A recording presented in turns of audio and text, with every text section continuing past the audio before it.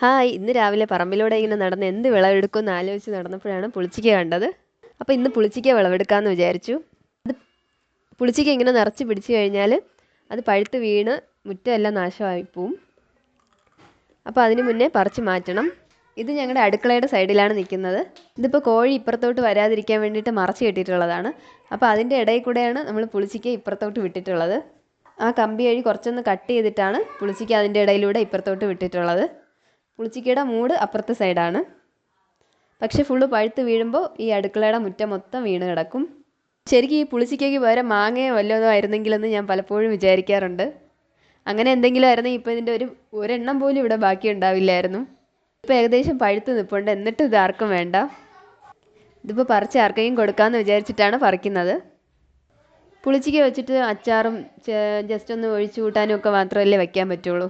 അപ്പോൾ അച്ചാറൊക്കെ നമുക്ക് വളരെ കുറച്ചല്ലേ കഴിക്കാനും പറ്റത്തുള്ളൂ. അതുകൊണ്ടാണ് ഈ പുളിച്ചിക്ക ആർക്കും വേണ്ടാതെ ഇവിടെ നിൽക്കുന്നത്. ഇതിപ്പോൾ ഞാൻ ഇത്രയും പറിച്ചെടുത്തിട്ടുണ്ട്. ഇത്രയും പറിച്ച് കഴിഞ്ഞിട്ടും ഇതിന് നിറച്ച് വീണ്ടും നിൽപ്പുണ്ട്. ഇനി പതിയെ പതിയെ ഇത് ഫുള്ള് പറിച്ച് മാറ്റണം. അപ്പോൾ തൽക്കാലം ഇത്രയും പറിക്കുന്നുള്ളൂ. Bye bye.